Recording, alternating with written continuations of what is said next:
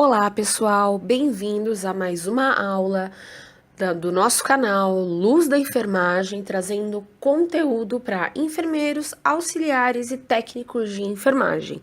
Na aula de hoje, vamos abordar a SAI, que é a Sistematização da Assistência de Enfermagem. A SAI é uma atividade privativa do enfermeiro. Existem algumas resoluções do COFEM, a gente destaca aqui a 358/2009, legislando sobre a obrigatoriedade do desenvolvimento da SAI pelo enfermeiro. O processo de enfermagem ele é dividido em 5 fases e o objetivo dele é nortear toda a equipe de enfermagem a respeito de todo o plano de cuidado que o cliente vai receber.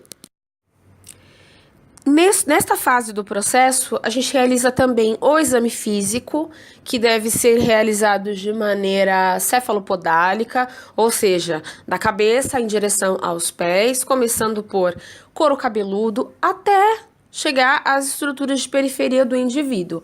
Para a realização do exame físico, nós vamos utilizar os métodos propedêuticos, que são 4: inspeção, ausculta, palpação e percussão. Conforme as lojas que são examinadas durante o exame físico, existem algumas alterações de sequência.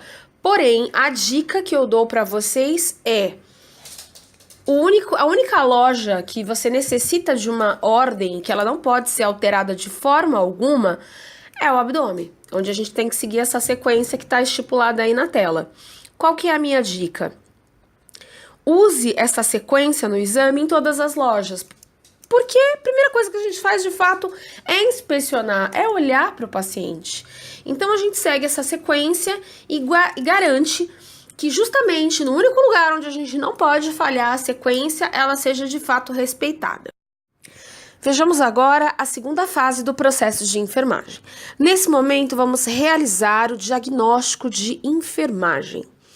O diagnóstico de enfermagem, ele também pode ser compreendido como um problema de enfermagem, ou seja, qualquer situação pertinente ao cuidado desse paciente, a qual a resolução deste problema está dentro da minha alçada enquanto enfermeiro. A partir do momento que isso ultrapassa a minha competência, pode ser um diagnóstico de fonoaudiologia, um diagnóstico médico, de fisioterapia, enfim. Então, esse é um dos critérios. Para a gente poder elencar os diagnósticos de enfermagem, eu tenho que trabalhar basicamente com 2 vertentes: patologia e necessidades humanas básicas. Por que a patologia? Vamos lá, se eu compreendo anatomia, fisiologia e a fisiopatologia que o paciente tem no momento, eu consigo perceber as manifestações clínicas que já estão instaladas e as que podem vir a acontecer. Isso também norteia todo o meu plano de cuidado e eu posso, inclusive, evitar que algumas coisas aconteçam ou melhorar algumas situações já presentes. Mas, como o enfermeiro é um profissional que deve ter uma visão holística, ou seja, eu não posso olhar o paciente apenas como uma patologia, eu devo olhá-lo como ser humano, eu trabalho com necessidades humanas básicas, teoria de Maslow. Maslow foi um psicólogo norte-americano que desenvolveu uma pirâmide com todos os tópicos a serem abordados, inclusive eu vou montar uma aula sobre isso que eu acho bem bacana. E necessidades humanas básicas também é a base da teoria da nossa teorista brasileira de enfermagem, Wanda Horta. O diagnóstico de enfermagem ele é composto por 3 tópicos. Primeiro, definição, ou seja, a gente tem que ter uma descrição do que se trata aquele diagnóstico, né, daquela taxonomia escolhida. O diagnóstico de enfermagem deve conter 2 informações bem interessantes, como característica definidora e fator relacionado. A característica definidora, o próprio nome já diz, definidora, ou seja, que define, ou seja, algo que comprova que aquele diagnóstico já está instalado. Fator relacionado nada mais é do que a etiologia, ou seja, ele diz a que situação se relaciona ou se refere àquele diagnóstico. Dentro dos diagnósticos de enfermagem, eu posso trabalhar com dois tipos de diagnóstico. O diagnóstico de risco ou potencial, ou seja, aquele diagnóstico que ele pode vir a acontecer e eu devo evitar. E o diagnóstico real ou consolidado, ou seja, aquele diagnóstico que ele já está presente. É importante salientar que diagnóstico de risco não possui característica definidora. Vou dar um exemplo. Risco de queda. Fator relacionado: uso de fármacos, baixa acuidade visual, distúrbio de marcha. Mas ele é de risco, ele não aconteceu. O que definiria se fosse o diagnóstico queda, por exemplo, essa queda já ter acontecido, tá? Então é muito importante. Isso é uma falha muito grande que acontece principalmente nos alunos. É algo que ao longo aí da minha carreira acadêmica eu percebo que muitos alunos acabam colocando característica definidora no diagnóstico de risco. E isso não pode acontecer, ok? Essa é a grande dica para você, aluno de enfermagem ou enfermeiro recém-formado, que porventura pode ter dúvidas a esse respeito. Dentro dos diagnósticos de enfermagem, a gente vai ter também por objetivo determinar o grau de dependência desse paciente, tanto na nossa anamnese quanto no exame físico. Então, é todo um complemento. O processo de enfermagem ele é totalmente interligado. Então, neste momento, eu vou determinar se esse paciente tem total dependência, ou seja, as tarefas, por exemplo, de autocuidado deverão ser realizadas pelo profissional de enfermagem que o assiste, enfermeiro, auxiliar ou técnico, ou parcial, ou seja, são algumas coisas ou necessidade apenas de auxílio e supervisão. Lembrando que nosso objetivo enquanto enfermeiros é estimular o cliente a desenvolver a sua autonomia. Ou seja, eu vou fazendo avaliações do meu paciente da parte motora, se ele tiver, por exemplo, perda de força nos membros, alguma alteração cognitiva, ou já instalada, ou por algum tipo de fármaco, sedação prolongada, enfim. Mas qual vai ser o meu objetivo? Estimular a autonomia. O que isso significa? Toda tarefa de autocuidado que puder ser realizada pelo paciente deve ser realizado pelo paciente. É nossa função estimular essa autonomia. Então, muito cuidado, enfermeiros, em prescrever algumas coisas para sua equipe, que é para a equipe realizar, sendo que o paciente tem condições de fazê-lo. Um exemplo disso seria paciente que tem alguma restrição ao leito. Se esse paciente, por exemplo, tem condições de higienizar, por exemplo, a sua genitália, o auxiliar, o técnico ou o enfermeiro deve oferecer a luva de banho ou a compressa para que esse paciente higienize os seus genitais sozinho. Então, essas coisas têm que ser respeitadas, ok? Neste momento, a gente vai abordar a terceira fase do processo de enfermagem, que é o planejamento de enfermagem. Nesse momento, nós vamos traçar o plano de cuidado. Vamos verificar, no caso, as intervenções, que elas podem ser buscadas no NIC, e os resultados esperados no NOC, né? Lembrando que o nosso objetivo é prevenir, resolver ou controlar toda e qualquer situação que vai incidir sobre o nosso paciente. Na quarta fase do processo de enfermagem, a gente vai trabalhar a implementação. Neste momento, a gente vai realizar a prescrição de enfermagem, ou seja, a operacionalização do cuidado. Todo aquele planejamento, a gente levantou todos os dados lá no histórico de enfermagem, nós levantamos também os diagnósticos, traçamos um plano de cuidado para esse paciente, pensamos em todos os objetivos que a gente quer alcançar. E aí, no quarto momento, a gente vai implementar, ou seja, a gente vai colocar em prática este cuidado que foi pensado, pautado nas fases anteriores do processo de enfermagem que já foram realizadas. É importante dizer, pessoal, que a prescrição de enfermagem, os itens, eles devem se iniciar sempre com verbos no infinitivo, ou seja, verbo sem contração, verbo na sua forma pura. Realizar, fazer, observar, orientar, supervisionar. São alguns exemplos que a gente pode dar. E uma outra coisa muito importante, pessoal, a prescrição de enfermagem ela deve ser clara e objetiva. Então, escreva de maneira bem clara, o menos possível e de forma mais centrada no cuidado, ok? A prescrição de enfermagem ela é direcionada a todos os membros da equipe de enfermagem.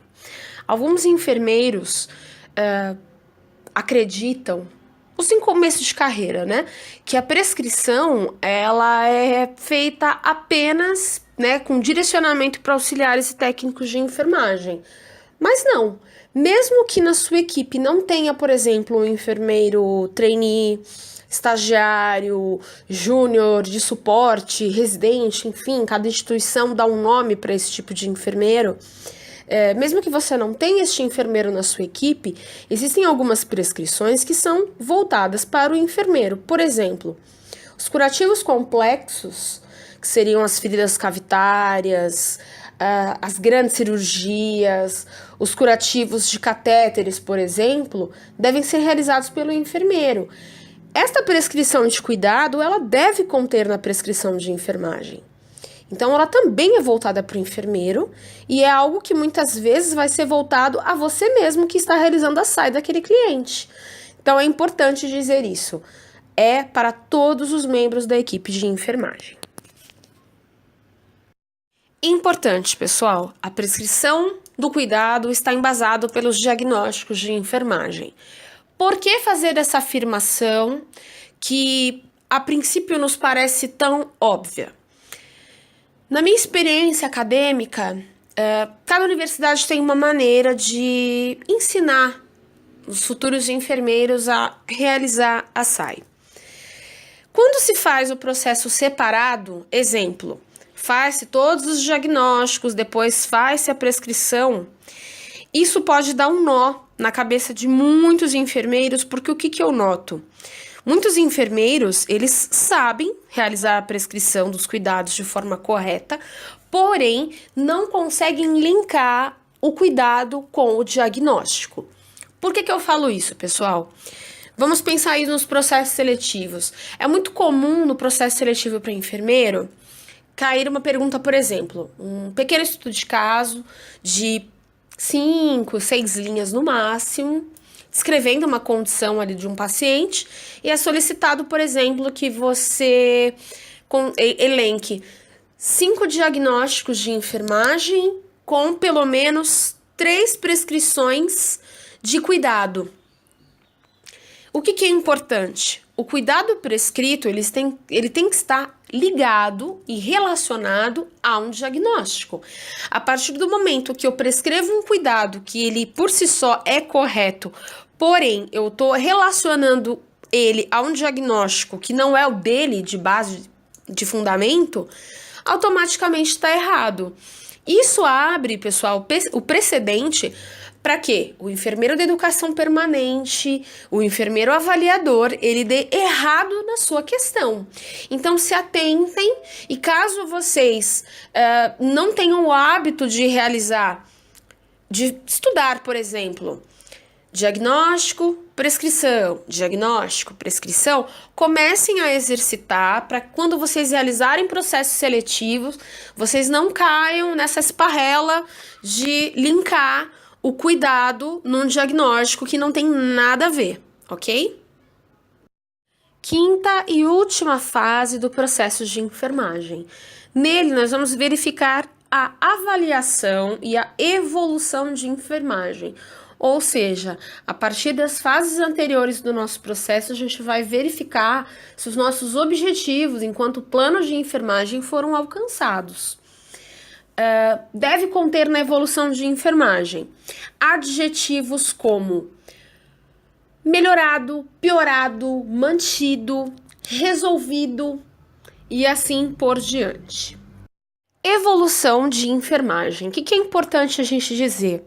Ela é privativa do enfermeiro, ou seja, só o enfermeiro pode evoluir um paciente. Ela é sempre referente às últimas 24 horas, então a gente avalia o contexto das 24 horas, e inclusive quando a gente pega folha de controle de sinais vitais, por exemplo, a gente tem que pegar do dia anterior para poder verificar, por exemplo, se esse paciente estava estável ou não hemodinamicamente. A evolução, ela pode ser de 3 maneiras. Ela deve ser inclusive minimamente diária, complementar, ou seja, num espaço menor do que as próximas 24 horas, talvez seja necessário que eu inclua alguma informação importante, como uma intercorrência, por exemplo, que é importante que ela seja registrada. E a de alta, aonde eu vou especificar em que condições esse paciente vai para casa, se ele recebeu as orientações em relação a retorno para consulta médica, cuidados com ferida operatória ou estomas, drenos, caso o paciente vá para casa portando um dreno. Se esse paciente recebeu orientações em relação à receita médica, e se foi esclarecidas todas as dúvidas que o paciente te apresentou no momento. E como ele foi para casa. O familiar veio buscar esse paciente, como é que ele foi para casa, em que condições. Essas são as informações que devem conter na evolução de alta. A anotação de enfermagem. Por que falar sobre ela? Porque existe um grande nó. É muito comum os enfermeiros não saberem a diferença de anotação para evolução. Isso é muito comum. Bom, o que a gente pode falar sobre a anotação de enfermagem? Ela pode ser realizada por qualquer membro da equipe, ou seja, auxiliares, técnicos e enfermeiros também podem realizar anotação de enfermagem. Trata-se de relatos mais pontuais, ou seja, um cuidado prestado, por exemplo, e ela é sempre em tempo real. Então, notem, a evolução, ela refere-se às últimas 24 horas, ou seja, o dia anterior. A anotação, ela é sempre em tempo real, por isso que eu coloco a hora e o momento que aquele episódio ocorreu, né, aquela situação a qual eu devo estar relatando. Isso é muito importante. Lembrando que alguns termos não podem ser usados por auxiliares e técnicos de enfermagem, mas isso é assunto para outra aula, certo? Lembrando que o enfermeiro, ele pode anotar situações na folha de anotação de enfermagem que é realizada pelo auxiliar e pelo técnico, além da evolução complementar que a gente citou na tela anterior. Quanto mais a gente agradece, mais coisas boas acontecem. Pessoal, muito obrigada por acompanhar a nossa aula até o fim. Não esqueça de dar o seu like ou o seu joinha. Compartilhe esse vídeo com seus colegas de trabalho, com seus amigos ou com seus colegas de turma. Toquem no sininho para ativar as notificações. Ou seja, sempre que for divulgado algum material novo aqui no canal, você vai ser avisado de que tem algo disponível de novo. E, pessoal, fiquem com a luz da lamparina de Florence Nightingale e de Ana Neri. Muito obrigada!